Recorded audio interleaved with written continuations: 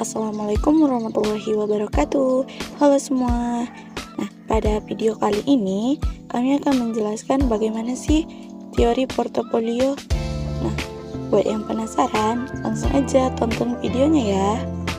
Pertama, saya akan menjelaskan tentang teori portofolio.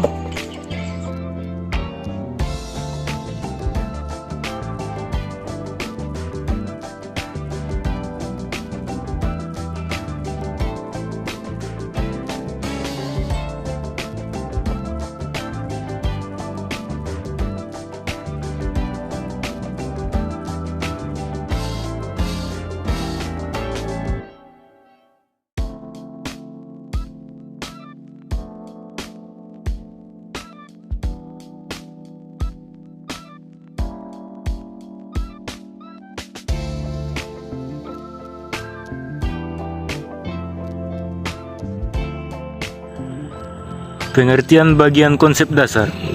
Yang pertama, portofolio efisien ialah portofolio yang memaksimalkan return yang diharapkan dengan tingkat risiko tertentu yang bersedia ditanggungnya, atau portofolio yang menawarkan risiko terendah.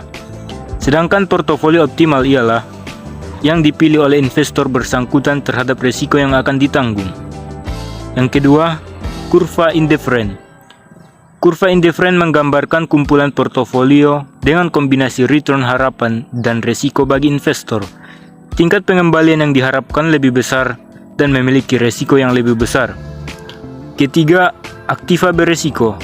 Aktiva berisiko yaitu pengembalian yang akan diterima di masa depan yang bersifat tidak pasti.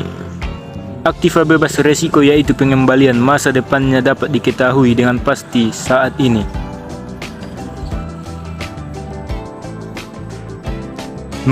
Mengukur pengembalian diharapkan dari suatu portofolio.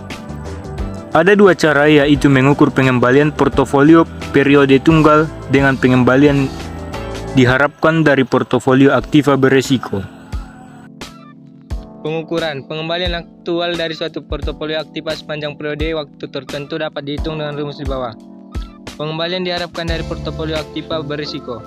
Nilai yang diberikan kepada pengembalian yang diharapkan dari setiap aktiva merupakan presentasi dari nilai pasar aktiva terhadap nilai pasar total portofolio dihitung dengan rumus di bawah. Kemudian pengembalian yang diharapkan dapat dihitung dengan rumus di bawah. Kemudian persamaan dapat dihitung dengan rumus di bawah. Deviasi standar. Varians dinyatakan dalam unit kuadrat. Varians dirubah menjadi deviasi standar atau akar kuadrat dari varians. Dihitung dengan rumus di bawah. Selanjutnya yaitu kritikan terhadap varians sebagai alat ukur. Yang pertama, varians mengukur penyimpangan pengembalian aktiva di sekitar nilai yang diharapkan. Varians juga merupakan ukuran tentang bagaimana pengembalian bervariasi. Yang kedua, kovarian tingkat di mana pengembalian kedua aktiva yang berbeda kovarian positif bergerak pada arah yang sama, sedangkan kovarian negatif bergerak dengan arah berlawanan.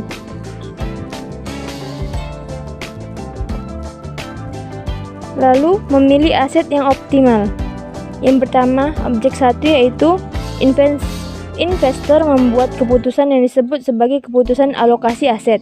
Objek kedua yaitu keputusan ini menyangkut pemilihan kelas-kelas aset yang akan dijadikan sebagai pilihan investasi.